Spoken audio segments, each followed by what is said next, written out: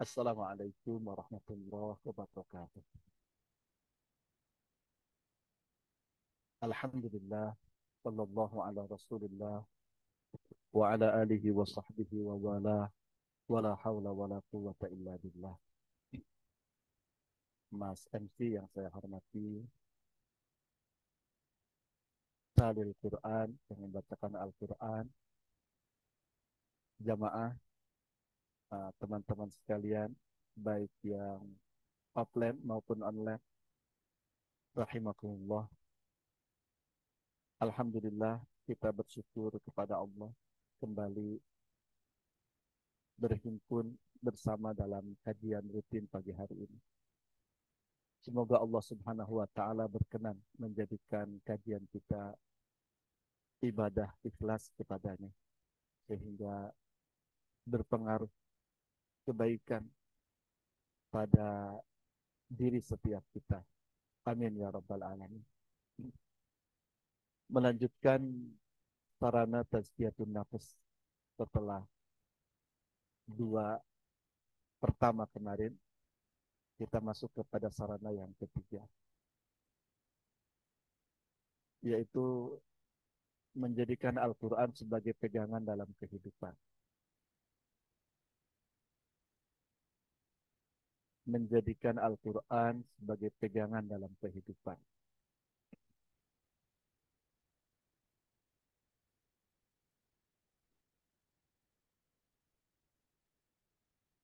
Benar-benar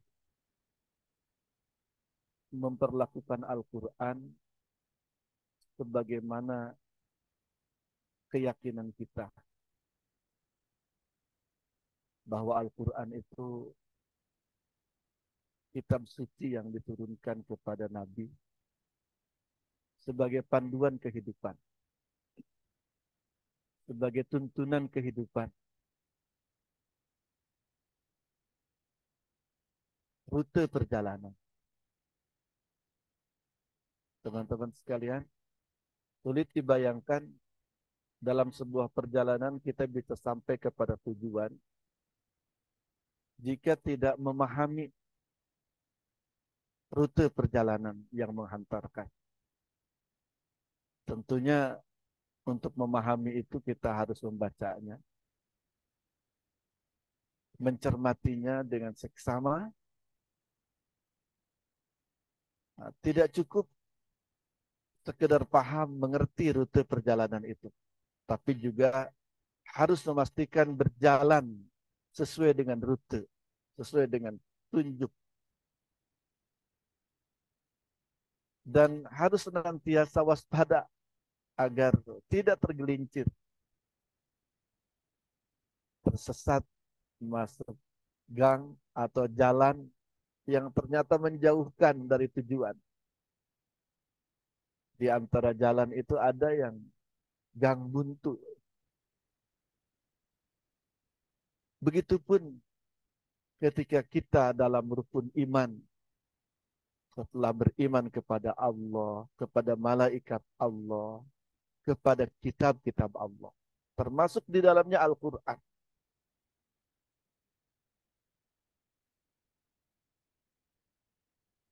Berpegang teguh kepada Al-Quran itu sampai nyata terasa Al-Quran itu menjadi nilai dari kegiatan, dari perilaku kita.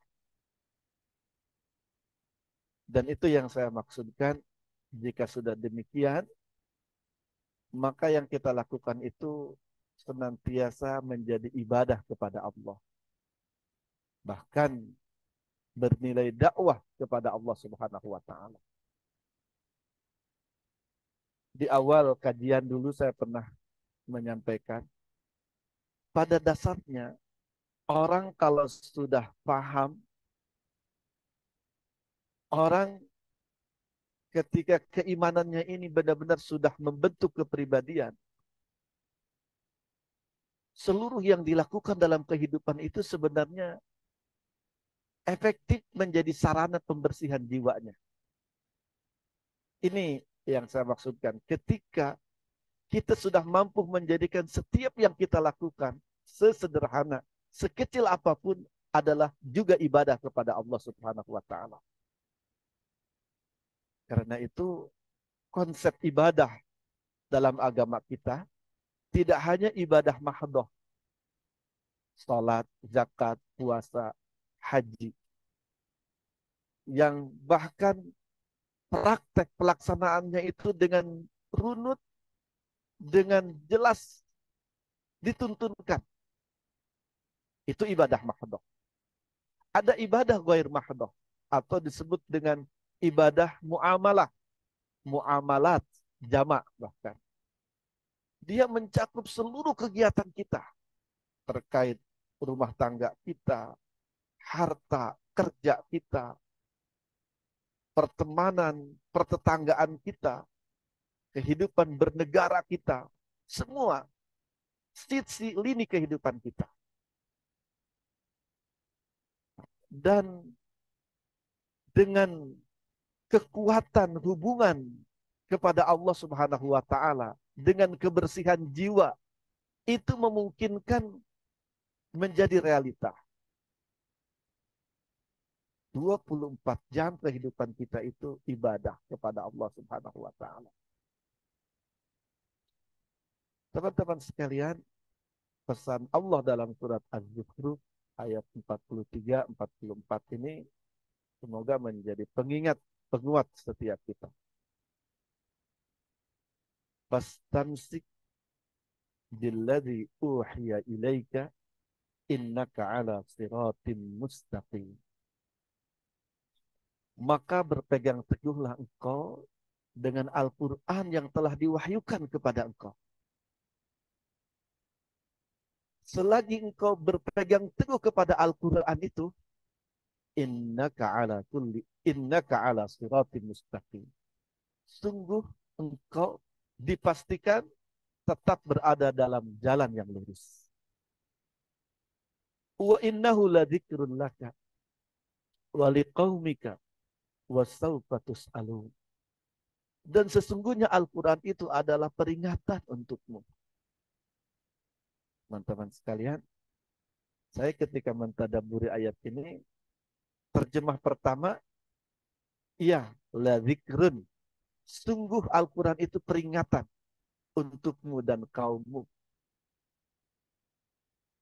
Tapi juga bisa diartikan, dipahami, la zikrun laka. Sungguh sebab disebut-sebutkannya kalian. Sebab disebut-sebutkannya engkau. Dan kaummu. Kaum atau umat Islam. Artinya Al-Quran juga rahasia kemuliaan seseorang. Wa innahu ladzikrul laka wa liqaumika. Al-Quran itu rahasia kemuliaan Rasulullah Sallallahu Alaihi Wasallam, juga rahasia kemuliaan kaumnya. Dengan berpegang teguh kepada Al-Quran, kita berhak mendapatkan kemuliaan. Teman-teman sekalian, kita menyaksikan atau menjadi keyakinan bagi kita, Al-Quran itu rahasia kemuliaan setiap yang terkait dengannya. Bulan Ramadan, bulan diturunkannya Al-Quran, menjadi bulan terbaik. Malam Lailatul Qadar, malam diturunkannya Al-Quran, menjadi malam terbaik. Bahkan khairun min alfi syahrin, malam yang lebih baik dari 1000 bulan. Rasulullah Sallallahu Alaihi Wasallam, Nabi yang kepadanya turun Al-Quran, menjadi Nabi terbaik. Bahkan Sayyidul Anbiya wal Mursalin, penghulu, pemimpin para Nabi dan utusan Allah Subhanahu wa Ta'ala. Begitupun Al-Quran ketika sudah menjadi nilai diri setiap manusia, nilai kehidupan sebuah bangsa, sebuah negara, dipastikan akan menjadi rahasia yang menghantarkan kemuliaannya, kebahagiaannya. Minimal kemuliaan dan kebahagiaan itu kehidupannya senantiasa menjadi ibadah kepada Allah. Bahkan bernilai berpengaruh dakwah di jalan Allah Subhanahu wa taala. Wasaufa tus'alun. Dan sungguh perlakuan kalian, sikap kalian, efektivitasnya Al-Quran menjadi petunjuk, menjadi nilai diri dan kehidupan kalian, itu akan dimintai pertanggungjawaban. Wasaufa tus'alun. Kemudian surat Al-Furqan ayat 10. Laqad anzalna ilaikum kitaban fihi dzikrukum afala ta'qilun. Sungguh sudah aku turunkan kepada kalian Al-Quran, kitab yang di dalamnya ada peringatan untuk kalian. Yang di dalamnya ada rahasia disebut-sebutnya kalian. Rahasia kemuliaan kalian. Afala ta'qilun. Tidakkah kalian memahaminya, mempelajarinya, mentadabburinya, mencermatinya, mengambil pelajaran dari. Teman-teman sekalian, sehingga wajibuna nahwal Quran yang pernah diingatkan oleh Ibnu Qayyim al-Jauziyah, kewajiban kita terhadap Al-Quran itu tidak berlebihan. Mengingat dua ayat yang tadi menjadi peringatan. Kita wajib terhadap Al-Quran qiraatuhu, membacanya. Fahmuhu, memahaminya. Al-amalu bihi, berusaha mengamalkannya. Hifzuhu, berusaha menghafalnya. Walaupun yang dimaksud kewajiban menghafal itu para ulama merinci minimal orang beriman itu wajib hafal surat Al-Fatihah. Kenapa? Karena surat Al-Fatihah menjadi rukun salat. Kalau tidak hafal, bahkan hafal dengan bacaannya yang baik, yang tartil, yang muhassanah, bisa menyebabkan, kalau tidak hafal, tidak baik bacaan Al-Fatihahnya, bisa menyebabkan salat tidak sah. Wadda'watu ilaih, dan berdakwah, mengajak orang kepada Al-Quran yang Karim.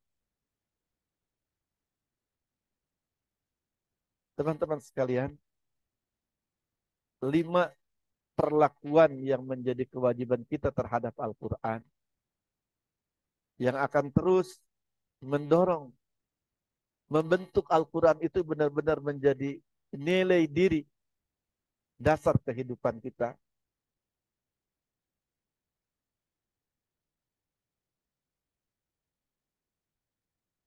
Ini yang akan menjadi, atau inilah yang menjadi proses tazkiyatun nafs. Oh, rupanya bukan yang punya saya yang terser di, kalau di Zoom yang punya saya atau oke, saya tergoda melihat itu.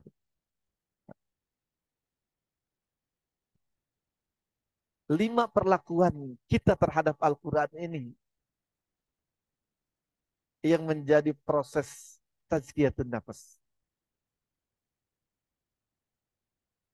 Membacanya, berusaha memahaminya, mengamalkannya, menghafalnya, dan mengajak orang kepada Al-Quran yang buahnya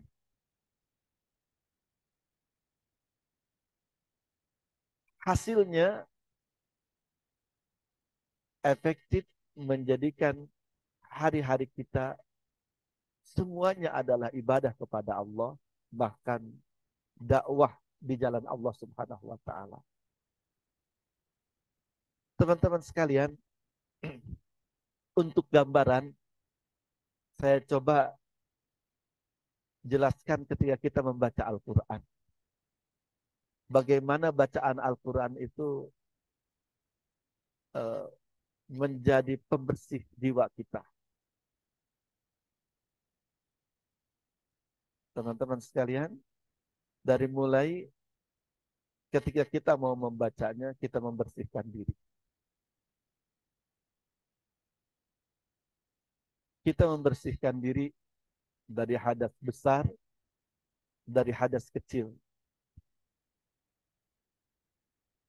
Mandi junub, kalau yang sedang junub, kemudian berwudu bagi yang batal wudunya.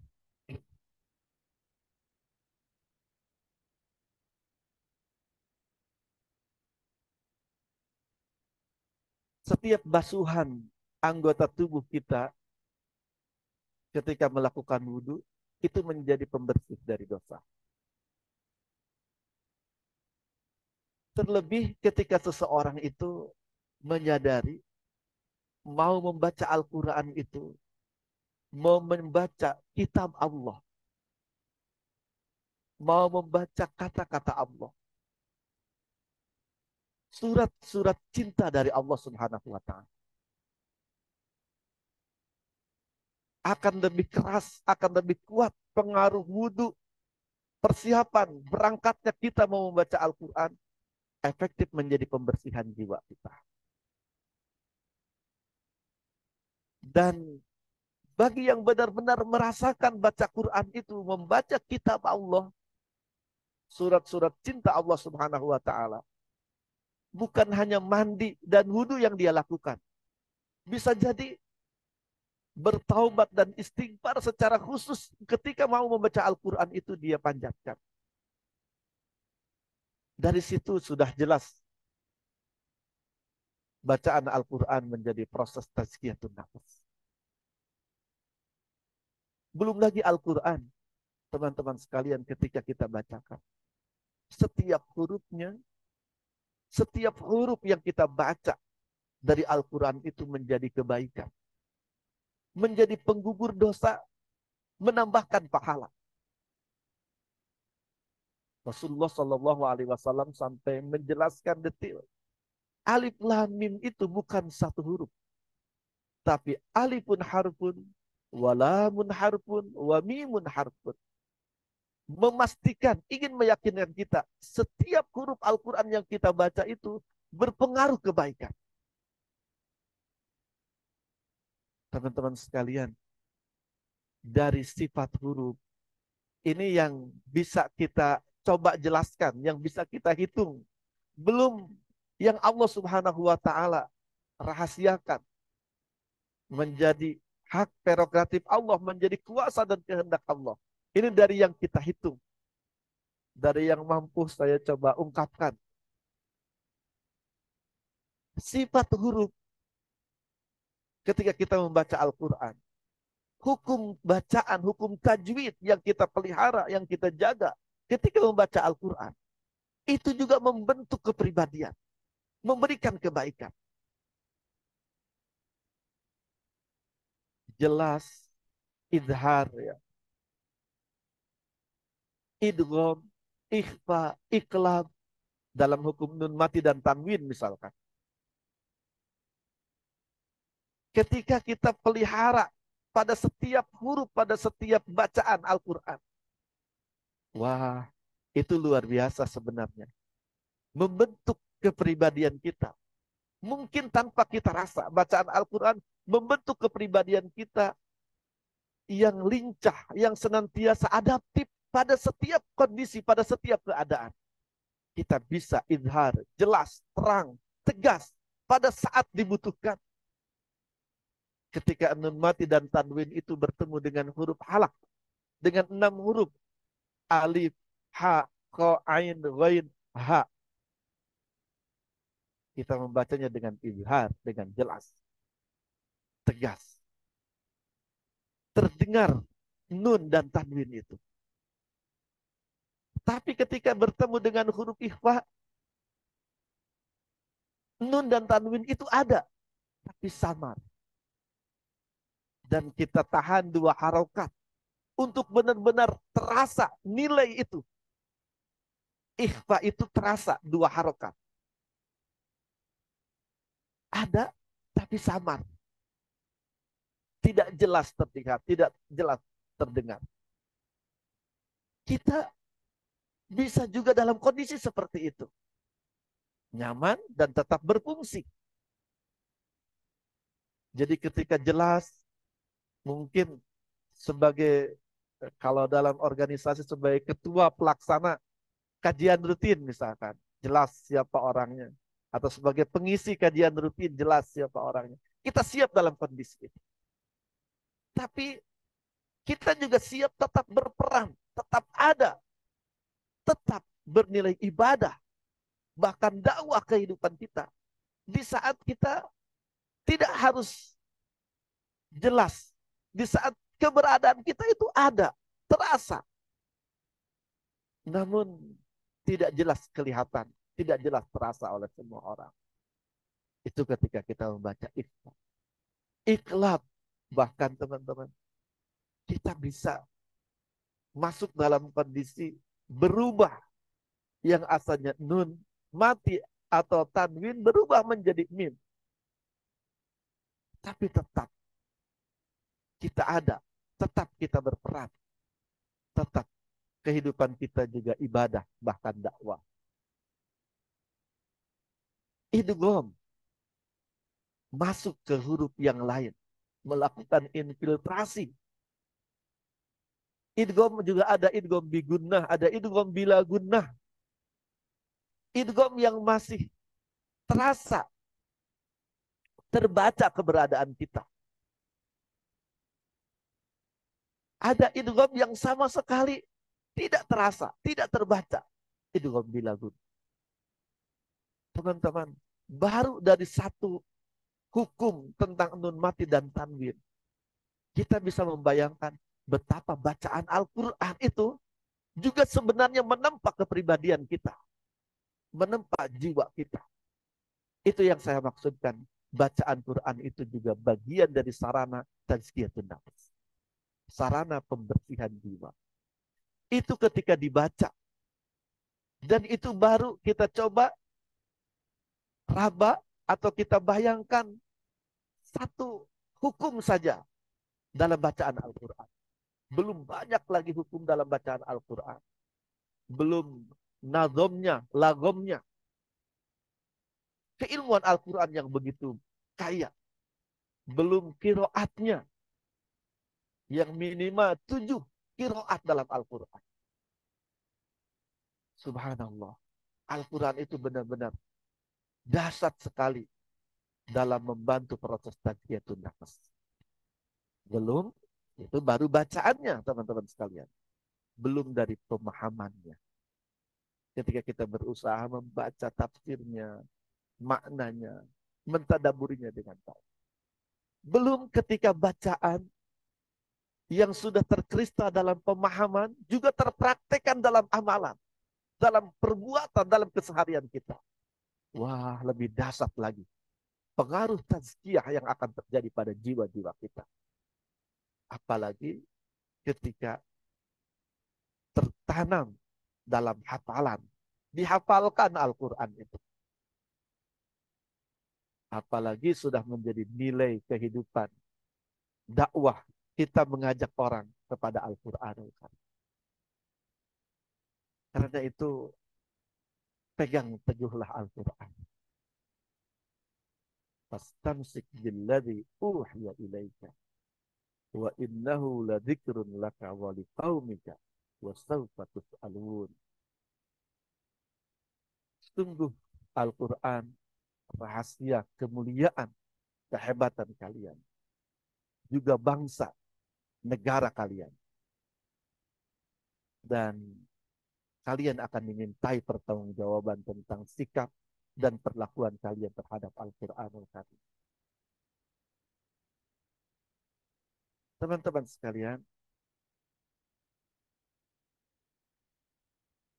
dalam surat Az-Zukhruf juga Allah mengingatkan, wa man ya'shu an dzikrir rahmani nuqayyid lahu syaitanan fa huwa lahu qarin. 'Qarin." 'Qarin."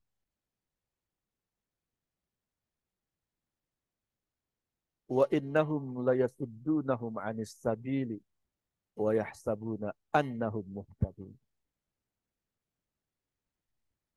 Dan barang siapa yang berpaling dari Al-Qur'an yang disebut zikrul Rahman di sini,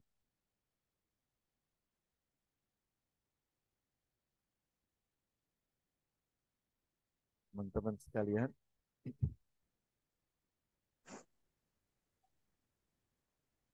Allah takdirkan kita membaca, memahami tentang peran Al-Quran dalam kehidupan kita.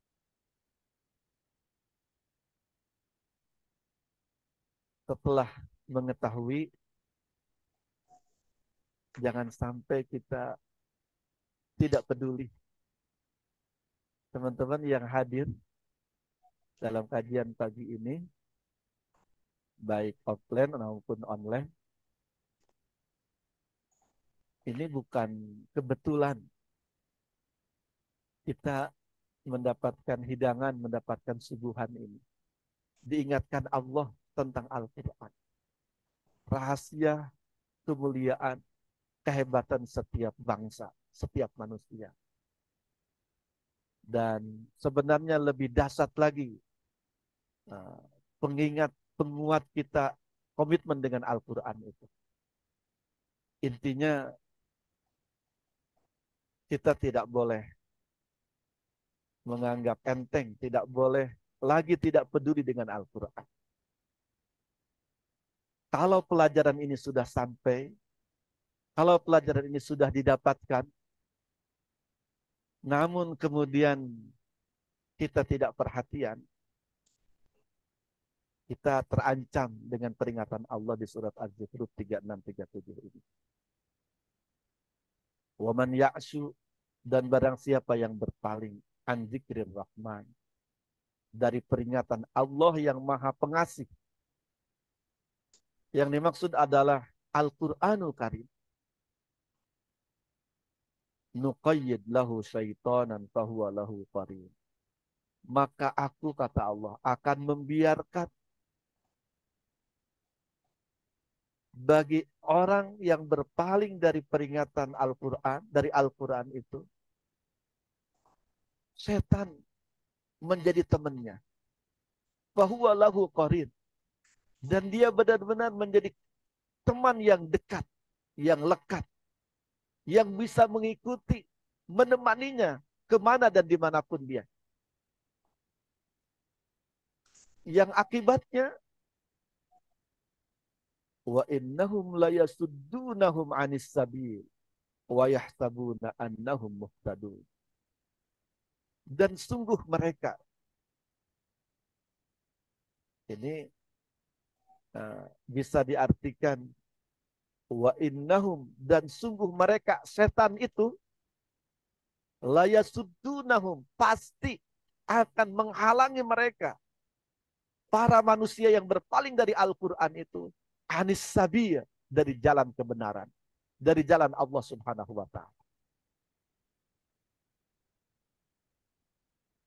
Lebih berat lagi kalau kita artikan, dan bisa jadi ini jadi inti peringatan. Wa innahum, dan sesungguhnya mereka. Saya menerjemahkan ini karena ayat atas syaitan di ayat 36 itu bentuknya mufrad. Kalau hum ini kembali kepada syaitan, mestinya wa innahu.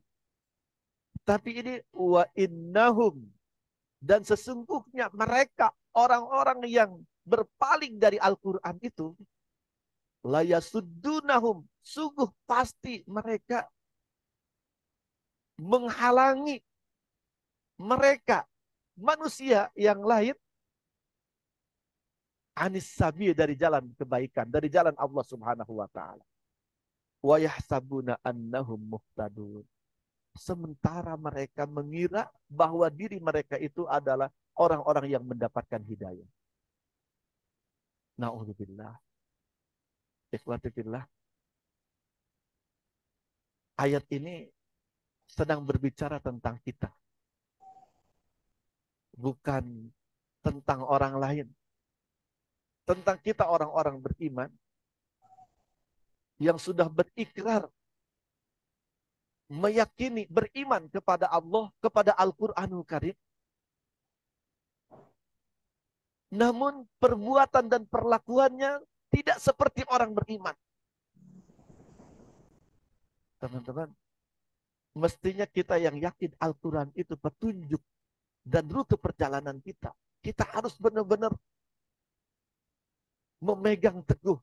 Kita benar-benar sering membaca, berusaha memahaminya, berusaha berbuat sesuai dengan tuntunannya. Mestinya Al-Quran lebih-lebih dari handphone kita mestinya. Kalau kita sudah benar-benar yakin Al-Quran itu jalan hidup kita. Atau seperti handphone yang sedang membuka Google Map menuju sebuah tempat. Intinya, mestinya perlakuan kita kepada Al-Quran itu lebih baik lagi. Na'udzubillah, kalau tidak, waman ya'su an dzikir rahman ini, Al-Quran itu sudah datang kepada kita. Namun kita berpaling, tidak peduli. Itu.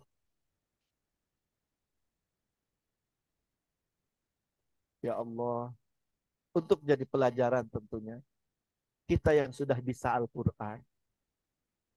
Kalau tadi orang yang sudah datang kepadanya Al-Quran, sekarang ditingkatkan lagi. Kita yang sudah bisa Al-Quran, teman-teman sekalian. Di mana ternyata tidak semua orang Allah karuniakan. Tidak semua orang beriman juga Allah karuniakan bisa baca Al-Quran. Kita yang sudah bisa baca Al-Quran. Namun tidak lagi rajin, tidak lagi mau membacanya. Bisa termasuk ayat itu. Kita yang sudah hafal Al-Quran. Tapi tidak mau memurojaahnya, memeliharanya. Bisa juga masuk kategori ayat itu. Wa man ya'shu an dzikrir rahman, barang siapa yang berpaling dari Al-Quran, yang merupakan peringatan dari Allah yang Maha Pengasih, nuqayyid lahu syaitanan fahuwa lahu qarin, maka aku akan biarkan baginya setan menjadi teman, dan mereka pasti akan menghalangi mereka dari jalan Allah, dari jalan kebaikan. Wa yahsabuna annahum muhtadun, namun mereka mengira bahwa diri mereka adalah orang-orang yang mendapatkan hidayah. Allahu Akbar. Ikhwati fillah.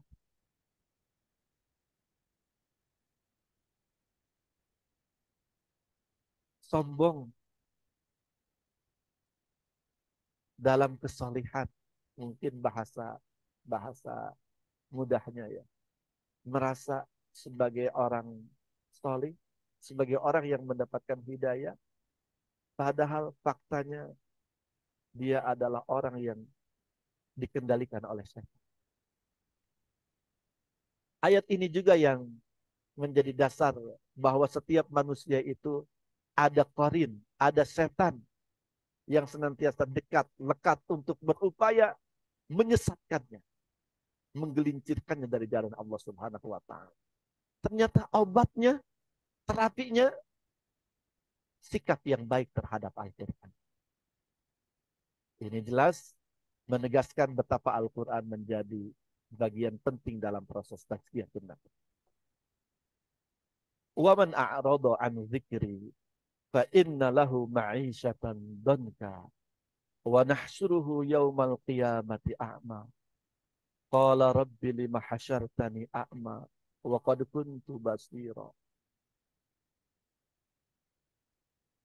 Ingat dalam surat Toha ayat 124, 125. Dan barang siapa yang berpaling, tidak peduli dari Al-Quran, fa inna lahu ma'isyatan dhanka, maka sungguh pasti baginya kehidupan yang payah, Ada yang bisa lihat terjemahan di Departemen Agama tidak? Al-Quran. Mas sedang buka Quran? Tidak. Ada yang sedang buka Al-Quran? Surat Toha ayat 124, 125.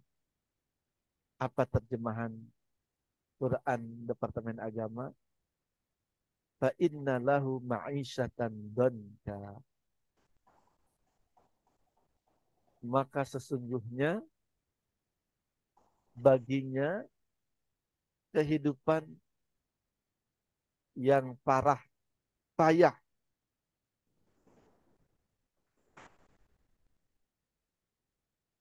Ada yang ketemu? Nah, saya untuk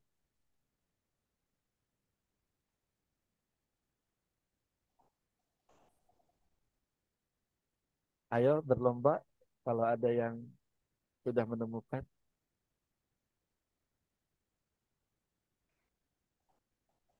Sudah ketemu, Mas Pandu? Uh, Raihan, apa artinya? Ma'isyatan donka.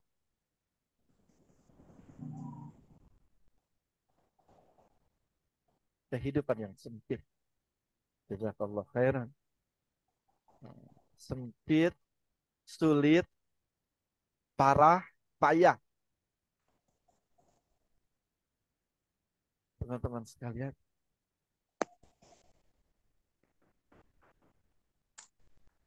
semoga kita bisa lebih baik lagi dalam bersikap dan memperlakukan Al-Quran. Ternyata bagi orang beriman seperti itu. Ini ayat ini ditujukan kepada orang-orang beriman.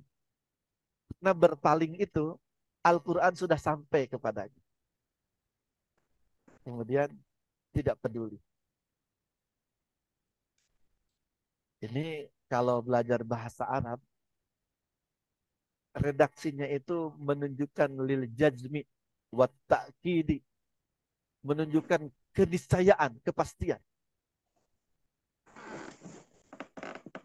Barang siapa yang berpaling dari Al-Quran, kalau mau diartikan dari peringatanku, ayat ini juga peringatan Allah kepada kita tentang sikap dan perlakuan kita terhadap Al-Quranul Karim. Fa inna lahu ma'isyatan donka. Maka sesungguhnya pasti baginya adalah kehidupan yang sempit, sulit, payah, parah. Wa nahsyuruhu yaumal qiyamati a'ma. Dan kelak di hari kiamat aku akan menggiringnya dalam keadaan buta. Qala rabbi lima hasyartani a'ma. Kemudian dia akan protes, akan bertanya, ya Rabb, kenapa engkau menggiringku di padang mahsyar ini dalam keadaan buta? Wa qad kuntu basira. Padahal dulu aku tidak buta. Di ayat berikutnya dijawab, seperti itulah engkau ketika datang ayat-ayatku. Ketika datang Al-Quran. Engkau tidak melihatnya. Engkau tidak peduli. Engkau tidak menjadikannya sebagai jalan kehidupan.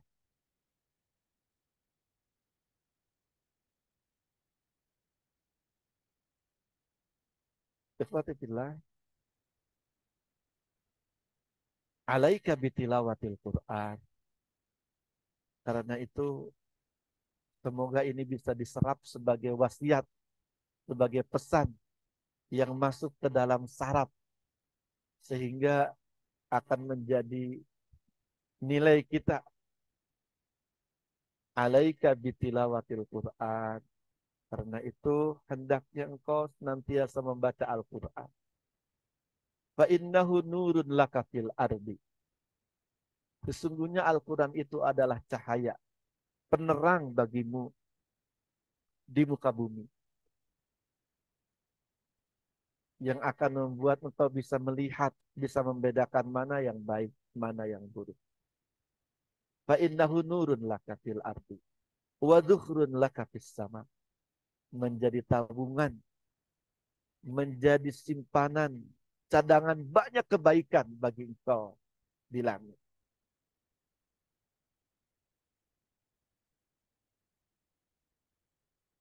Wa dzukhrun laka fis sama juga bisa menjadi arti menjadi pewangi bagimu, bagi penduduk langit. Sehingga Allah, malaikat-malaikat Allah banyak mendengar engkau, banyak membicarakan engkau. Sehingga cinta, kasih sayang, dan pengabulan doanya, pemenuhan harapan-harapan engkau akan lebih dekat. Begitu pesan Rasulullah Sallallahu Alaihi Wasallam dalam hadis riwayat Ibnu Hibban rahimahullah. Teman-teman sekalian, nufusunal ladzi yajibu an tataghayyar. Jiwa-jiwa kita ini, atau alasan kenapa kita harus membaca Al-Quran, harus lebih baik lagi perlakuan kita terhadap Al-Quran. Karena jiwa-jiwa kita ini harus berubah, harus lebih sehat, lebih kuat. Karena hanya jiwa-jiwa yang sehat, jiwa-jiwa yang kuat yang akan memiliki daya gerak, yang akan memiliki daya ungkit, daya perbaikan pada jiwa-jiwa yang lain.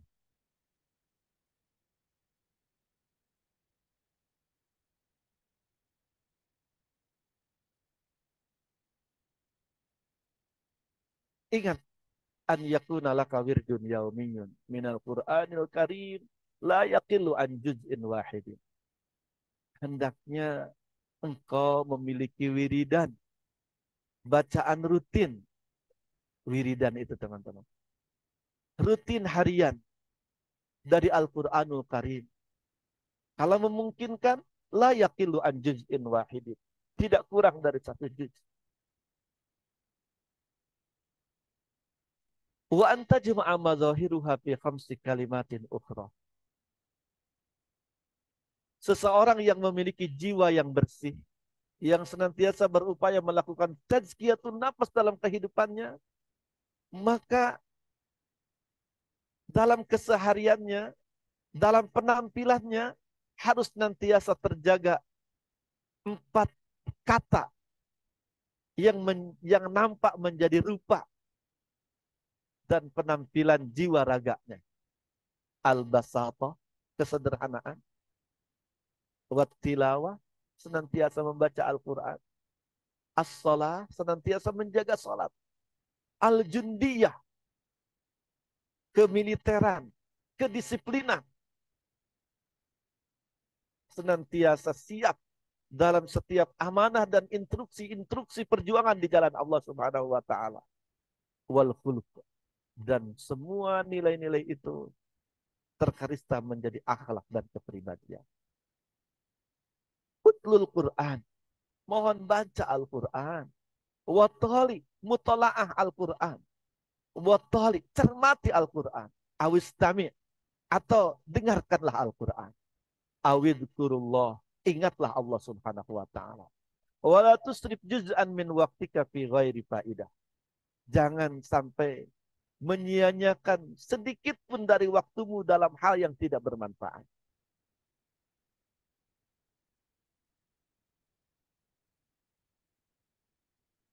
Al-Qur'anul Karimu huwa dusturul jami'u li ahkamil Islam.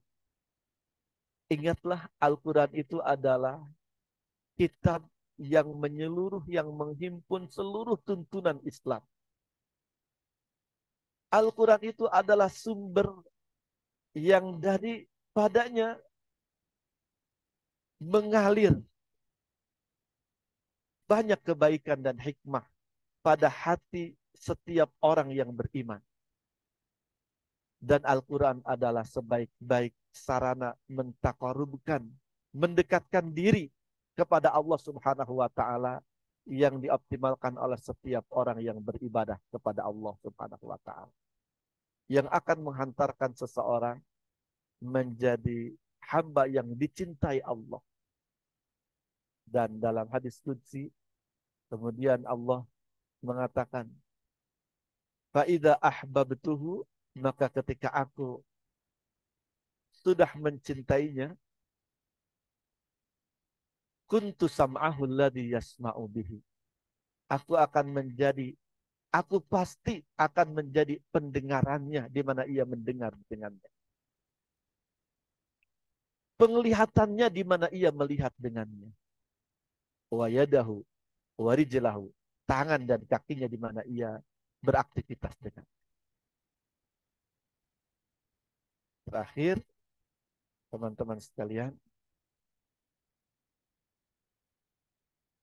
kenapa kita harus senantiasa membaca Al-Quran, berinteraksi dengan baik bersama Al-Quran, sehingga kita memiliki jiwa yang bersih. Ini alasannya. Ini semoga menjadi pengingat untuk kita semua. Innan nasa fi hajatin ila rajulin yafidu min qalbihi ala qulubi man haulahu. Sesungguhnya manusia itu, manusia yang ada di sekitar kita, termasuk kita di dalamnya, senantiasa darurat, hajat, sangat membutuhkan pada sosok, pada orang yang dari dalam hatinya ada limpahan, ada kesejukan, ada lumeran yang menyapa hati-hati orang yang ada di sekitarnya. Wa min hadal faidir rabbani, dan dari limpahan, lumeran, kesucian jiwa yang memiliki kekuatan Rabbani ini, yafiduna alaman haulahum. Kemudian akan mengalir, menular pada orang-orang yang berada di sekitarnya. Terus saling menularkan kebaikan, kesucian jiwa ini. Wa bihada, dan dengan demikian, yatahawwaluna min halin ila halin. Baru memungkinkan menjadi kenyataan. Masyarakat, sebuah bangsa, sebuah negara itu akan nyata berubah dari satu kondisi kepada kondisi yang lain, yang lebih baik. Wa yakhrujuna minadh-dhulumati ilan nur, dan mereka senantiasa bisa terbebas dari kegelapan menuju terang benderang kehidupan. Ikhwati fillah, akhwat fillah, teman-teman sekalian, kita harus lebih baik lagi dalam berinteraksi dengan Al-Qur'anul Karim. Karena itu yang sedang dibutuhkan oleh diri kita, yang sedang dibutuhkan oleh manusia-manusia tercinta di sekitar kita, bangsa, negara, bahkan dunia kita. Aku qouli hadza wa astaghfirullah li wa lakum, wallahul muwaffiq ila aqwamit thariq. Wassalamualaikum warahmatullahi wabarakatuh. Waalaikumsalam warahmatullahi wabarakatuh. Masya Allah sekali, materi ilmu yang telah disampaikan oleh Ustadz sangat bermanfaat bagi kami dan mengenai menjadikan Al-Quran sebagai pegangan dalam kehidupan. Nah, untuk selanjutnya kami juga membuka sesi tanya jawab. Mungkin bagi teman-teman yang sudah mempunyai pertanyaan atau mau berdiskusi gitu mengenai masalah kehidupannya mengenai Al-Quran ini, boleh untuk disampaikan.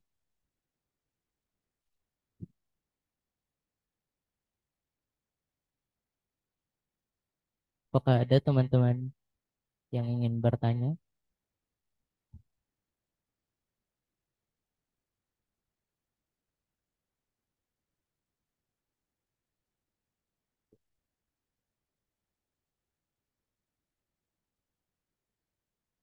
Oke, dari Rumjung ada yang ingin bertanya. Boleh langsung on mic.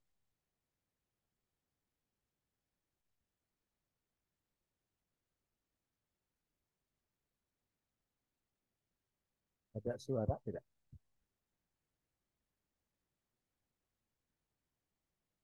tidak bisa on mic.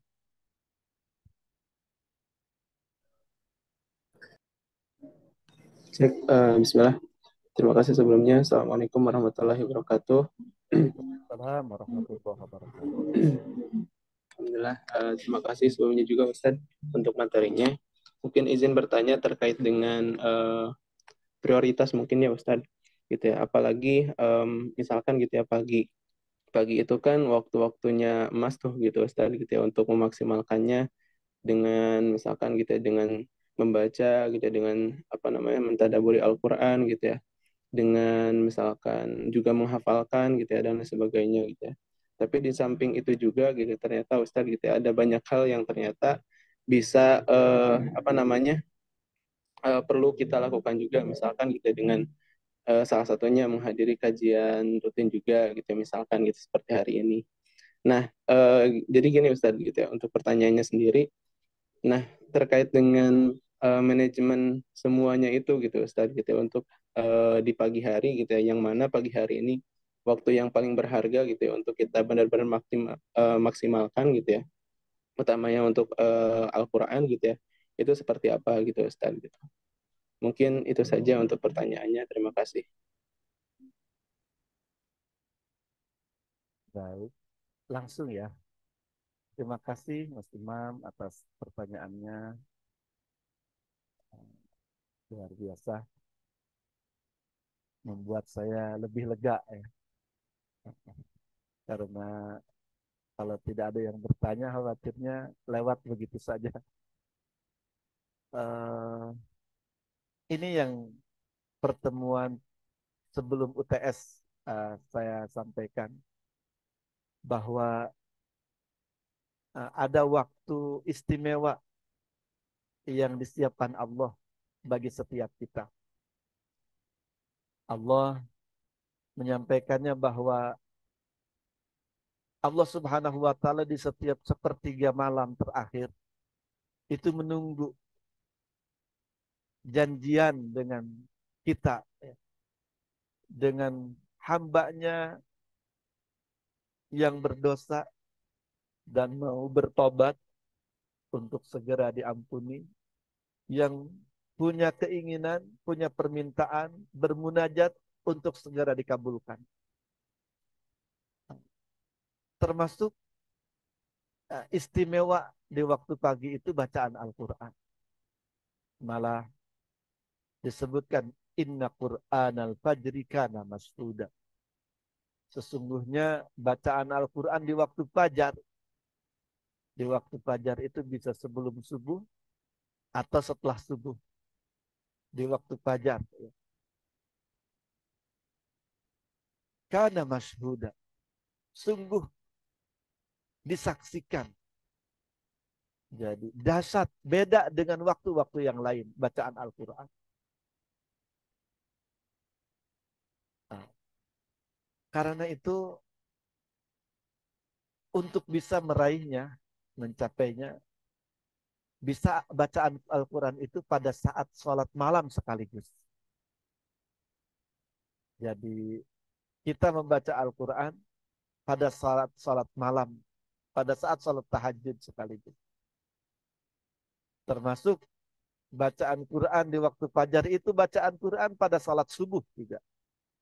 Syukur kalau masih memungkinkan sebelum dan setelah sholat subuh ada khusus bacaan Al-Quran. Bukan hanya bacaan Quran ketika dalam sholat. Untuk mengatur waktu, tapi kembali kepada rasa ya, kepada kesadaran. Nah, kita yang sudah benar-benar memiliki keyakinan, kesadaran, kita akan berusaha tuh. Setiap pagi hari itu benar-benar ada waktu untuk Al-Quranul Karim. Ya, konsekuensinya tidur jangan terlalu larut, jangan terlalu malam tidurnya. Kalau Rasulullah Shallallahu Alaihi Wasallam, para sahabat malah mencontohkan setelah sholat isya itu tidak lama tidur. Nanti bangun bisa benar-benar lebih awal. Dan berusaha sebelum tidur itu tidak ada dosa atau perbuatan yang sia-sia. Karena dosa, termasuk perbuatan sia-sia, akan membuat kita tidak berdaya ketika pagi. Ketika bangun pagi, akan terlalu mudah ditaklukkan oleh setan yang selalu mengintip, berupaya menidurkan kita lagi. Dalam hadis kan sampai mengencingi tepat di mata orang yang bangun di pagi hari dan kemudian balik untuk tidur lagi. Maka jangan heran orang yang ngendusin di pagi hari, tapi tidur lagi, tidurnya bisa lebih nikmat dari sebelumnya. Malah subuhnya bisa subrang. Subrang itu subuh keberangan, subuh kesiangan. Ya. Karena ada zat yang membuat mata lebih lengket. Air kencing setan itu. Ini dalam hadis disebutkan seperti itu. Nah, orang yang sadar ini, yang sudah yakin dengan peluang emas ini, dia tidak akan sia-siakan waktu malam itu. Untuk istirahat yang tepat, agar jiwanya menjadi kuat, sehingga pagi hari itu bangun. Bangun, dan kemudian mampu menyapa Al-Quran. Selain dalam sholat, selain sholat tahajud, selain sholat subuh, ada Al-Quran benar-benar yang kita baca di waktu fajar.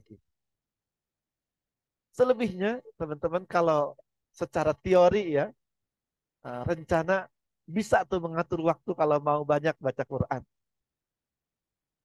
Quran itu kan 10 lembar dalam satu juznya itu. Kalau setiap ba'da sholat subuh, zuhur, 5 kali sholat fardu, kita menyempatkan waktu mungkin 5 menit, bahkan tidak sampai. Membaca 2 lembar, 4 halaman, itu akan efektif dalam satu hari itu kita 1 juz tilawah Al-Quran. Namun itu teori, cara yang mudah digambarkan, dijelaskan, tapi dipastikan tidak mudah, tidak ringan dalam melaksanakan. Karena ada diri kita, jiwa kita yang berat juga, ada setan yang tidak mau kita baca Al-Quran. Bagi kita, bagi antum-antum dan sekalian yang baru memulai, mau kembali dengan Al-Quran setelah dapat kajian ini, mau mulai, jangan heran. Ujiannya berat, teman-teman. Dari mulai ngantuk, sampai rasa gatal bisa antum derita tuh. Ketika mau kembali baca Quran. Karena setan sangat berat, tidak mau kita dekat dengan Al-Quran. Karena orang yang sudah bersama Al-Quran, sulit bagi dia untuk ditaklukkan. Tadi kan, kalau sudah berpaling jauh, baru nuqayyid lahu syaitanan. Kalau sudah baca Quran, apalagi sebelum bacanya, bersuci, baca ta'awud, setan payah, lemah. Malah bisa jadi setan-setan yang dalam dosa, kalau dia setan maaf, jin dari golongan setan dari golongan jin ya, atau jinnya itu sudah beriman tapi dia suka dosa, Quran itu berpengaruh buruk, berpengaruh sakit, bahkan merusak jiwa dan raga. Sebaliknya, kalau jin itu beriman, bacaan Al-Quran itu akan membuat dia tambah kuat, bahkan fisiknya sehat dan rupawan. Oh, wah, saya rada keluar ya. Ini jadi setan itu ada dari golongan jin, ada dari golongan manusia, teman-teman. Nanti kita kita bahas lagi. Jadi jangan heran nanti setelah kajian kalau mau kembali dekat dengan Al-Quran, ujiannya berat. Ujiannya berat, tapi jangan kayak Dilan. Ujiannya berat, tapi tetap kita harus sikat, kita harus kuat ya. Harus bertahan, harus bertahan. Nanti kalau sudah bertahan, insya Allah. Termasuk tadi teknik 2 lembar setelah sholat fardu. Atau dalam satu hari mengkhususkan waktu mungkin untuk 1 juz belum kuat, bagi yang belum kuat ya, tapi usahakan setiap hari ada waktu khusus untuk Al-Quran. Bisa di pagi hari tadi, sebelum atau setelah subuh, atau kapanpun memungkinkan. Pokoknya jangan meninggalkan, melewatkan 1 hari kecuali ada Al-Quran. Walaupun sesuai dengan kemungkinan yang bisa kita lakukan. Bisa 1 halaman, malah mungkin setengah halaman. Tapi intinya jangan sampai tidak ada Al-Quran pada setiap hari kita. Selain tentunya zikir pagi sore yang di dalamnya juga ada Al-Quran. Demikian